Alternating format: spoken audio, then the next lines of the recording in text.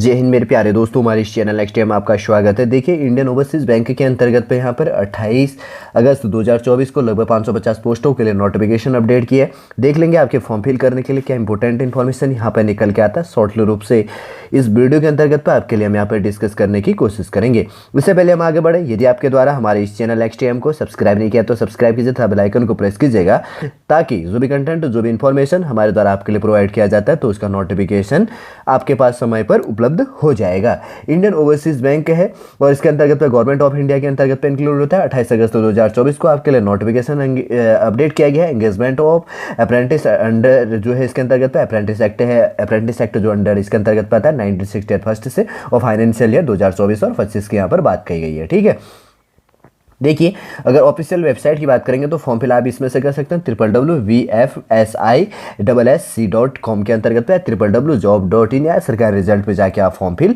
कर सकते हैं। सबसे पहले इंपॉर्टेंट डेट काफ़ी इंपॉर्टेंट हो जाता है। Opening date of online application की बात करेंगे 28 अगस्त 2024 को नोटिफिकेशन अपडेट किया है। Closing date of online application 10 यहाँ पर सितंबर 2024 यहाँ पर लास्ट डेट है। पेमेंट ऑफ एप्लीकेशन फीस की बात करेंगे तो 28 अगस्त से लेकर यहाँ पर क्या कर सकते हैं 15 सितंबर तक फॉर्म फीस पे कर सकते हैं। और ऑनलाइन जो एग्जामिनेशन डेट है इसका 22 सितंबर 2024 इसका एग्जामिनेशन डेट हो गया। वैकेंसी की बात करेंगे तो मैं कैटेगरी वाइज अपडेट नहीं करूंगा, टोटल कितनी वैकेंसी किस स्टेट बेस में तो मैं प्रोवाइड करूंगा। आपका जो भी स्टेट है, आपका जो भी कैटेगरी है, आप देख लीजिएगा। सबसे पहले अंडमान एंड निकोबार द्वीप में एक पोस्ट है, उसके बाद में आंध्र प्रदेश के अंतर्गत 22, अरुणाचल प्रदेश के अंतर्गत 1 सीट है, असम के अंतर्गत 2 और बिहार के अंतर्गत 11 और चंडीगढ़ के अंतर्गत 2 सीटें और छत्तीसगढ़ में 7 सीटें, दमन एवं द्वीप 1 सीट और दिल्ली के अंतर्गत 36। फिर उसके बाद में आगे है यहाँ पर गुजरात के अंतर्गत पर 22 सीट है। यहाँ पर देखिए, गुजरात के अंतर्गत पर 22, गोवा के अंतर्गत पर 9 सीटें, हिमाचल प्रदेश में 3 सीटें और हरियाणा में 11 सीटें, जम्मू एंड कश्मीर में 1 सीट और झारखंड के अंतर्गत पर 7, कर्नाटका में 50 सीट 50 सीटें और केरला के अंतर्गत पर 25, मणिपुर में 1 सीट है और मेघालय के अंतर्गत पर 1 सीट है और महाराष्ट्र के अंतर्गत पर 29 सीटें और मिजोरम में 1 सीट और मध्य प्रदेश के अंतर्गत पर 12 सीटें हैं। और उसके बाद में आगे देखिएगा यहाँ पर नागालैंड के अंतर्गत पर कितनी सीटें हैं। यहाँ पर है नागालैंड के अंतर्गत पर 1 सीट है, उड़ीसा के अंतर्गत पर 19 सीटें, पंजाब के अंतर्गत पे 16 सीटें, पुदुचेरी के अंतर्गत पर 14 सीटें और राजस्थान के अंतर्गत पर 13 सीटें, सिक्किम में 1 सीट और उसके बाद में तेलंगाना के अंतर्गत पे 29, फिर उसके बाद में तमिलनाडु के अंतर्गत पर 130 सीटें, फिर उसके बाद में त्रिपुरा के अंतर्गत पर 2 सीटें। देखिए, त्रिपुरा के अंतर्गत पर 2 सीटें हैं और उत्तराखंड के अंतर्गत पर 7 सीटें और उत्तर प्रदेश के अंतर्गत 41 41 सीटें, वेस्ट बंगाल के अंतर्गत पर 22 सीटें। टोटल कितनी है 550 सीटें यहाँ पर दी गई है। ठीक है, स्टेट वाइज जो भी चीजें हैं जैसे कि यहाँ पर दिया गया, सबसे पहले शेड्यूल कास्ट के अंतर्गत पर 78 सीटें हैं और उसके बाद में दूसरा है शेड्यूल ट्राइब के अंतर्गत पर टोटल 26 और उसके बाद में ओबीसी के अंतर्गत पे वहाँ पे 118 सीटें 118 सीटें, फिर उसके बाद में यहाँ पे ईडब्ल्यूएस के लिए यहाँ पर टोटल 44 सीटें, फिर उसके बाद में अनरिजर्व के अंतर्गत पर टोटल कितनी है 284 सीटें, फिर उसके बाद में यहाँ पे जो यहाँ पे फिजिकल विथ बेंचमार्क के डिसेबिलिटी के अंतर्गत पर टोटल कितनी सीटें 22 है, जो भी अलग अलग कैटेगरी है 66 55 जो सीटें टोटल 22 सीटें हैं। तो ये चीज़ भी आप यहाँ पर देख लीजिएगा। ठीक है, सिटीजनशिप की बात करेंगे तो वही कहा गया है citizen of India, subject of Nepal, subject of Bhutan और तिब्बती रिफ्यूजी और उसके बाद में परमानेंटली जो Pakistan, Burma, Sri Lanka, eastern Africa country, Kenya, Uganda, United Republic of Tanzania, formerly listed Tanzania और जांजिबार, जाम्बिया, मालवे, जेरे, इथोपियन एंड वियतनाम से with the intention of permanently settling in India, वही इसके लिए एलिजिबल है। एलिजिबिलिटी भी आपने देख लिया होगा।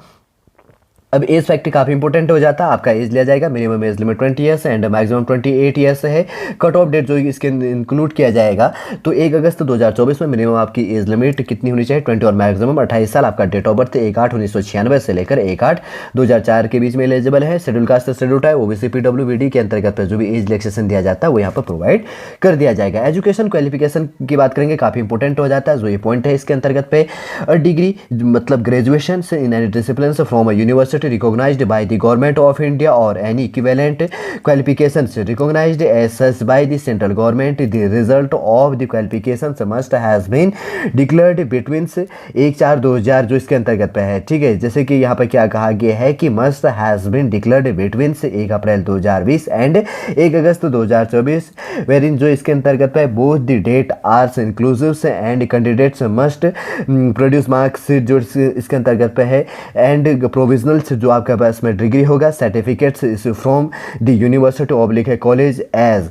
And where required by the bank. जो इसके अंतर्गत एलिजिबिलिटी कहा गया है, जो भी यहाँ पर अपेयरिंग बेस के अंतर्गत जो चीज़ है, जो डेट है यहाँ पर डिग्री जो भी इंक्लूड किया गया वो यहाँ पर मैंने प्रोवाइड कर दिया है, जो भी आपके समझने के लिए। जैसे एज रिलैक्सेशन की बात करेंगे तो schedule caste schedule tribe candidate के लिए 5 ईयर्स का, अदर बैकवर्ड क्लास के लिए नॉन क्रीमिलियर के अंदर कैंडिडेट के लिए 3 ईयर्स का। थर्ड नंबर है person with benchmark disability defence है under the right of person with disability act 2016 के अंतर्गत पे, तो 10 साल के लिए। फोर्थ नंबर है पर्सन अफेक्टेड बाय 1984 रियोट्स के अंतर्गत 5 ईयर्स का। यहाँ पर 5 नंबर है विडोज हो गया, divorced women and women's legally separated from their husbands who have not remarried. तो अब यहाँ पर क्या गया, up to 35 age for general oblique है EWS और 38 ईयर्स ऑफ OBC के अंतर्गत पे and 40 years for schedule caste schedule type के लिए। क्या है इसी कंफ्यूजन कर देता हूँ। इस कैटेगरी के अंतर्गत पर जो आता है तो उसका एज लिमिट फीमेल जो है अप टू एज होना चाहिए, जनरल और EWS के लिए 35 और उसके बाद में OBC के लिए 38 और उसके बाद में शेड्यूल कास्ट और शेड्यूल टाइप के लिए 40 ईयर्स का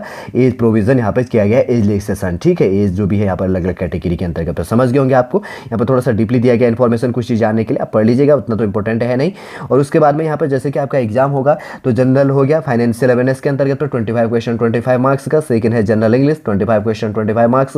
थर्ड नंबर है क्वांटिटेटिव एंड रीजनिंग से एप्टीट्यूड 25 क्वेश्चन 25 मार्क्स का। फोर्थ नंबर है कंप्यूटर और है यहाँ पर सब्जेक्ट नॉलेज से संबंधित जो है 25 क्वेश्चन 25 मार्क्स का। टोटल 100 क्वेश्चन 100 मार्क्स का है।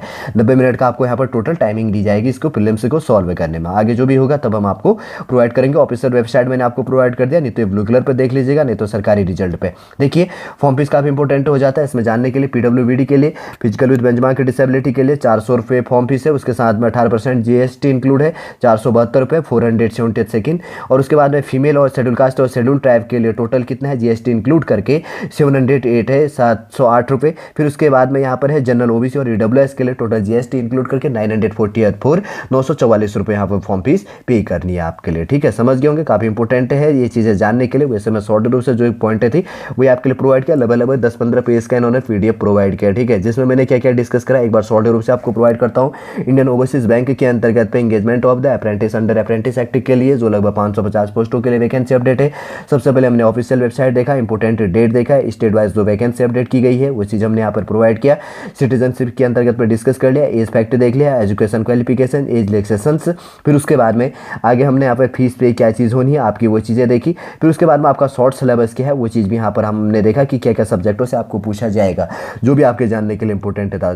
चलिए दोस्तों, शॉर्ट रूप से पूरा इन्फॉर्मेशन आपको समझ में आ गया होगा। आज के वीडियो के अंतर्गत पर हमने बात की है यहाँ पर इंडियन ओवरसीज बैंक के अंतर्गत पे जो अप्रेंटिस के लिए यहाँ पर 550 पोस्टों के लिए नोटिफिकेशन अपडेट किया, जो भी आपके फॉर्म फिल करने के लिए इंपॉर्टेंट इन्फॉर्मेशन था। शॉर्ट रूप से इस वीडियो के अंतर्गत पे आपके जो भी जानने के लिए था वही इंपॉर्टेंट हमने यहाँ पर आपके लिए प्रोवाइड करने की कोशिश की गई है।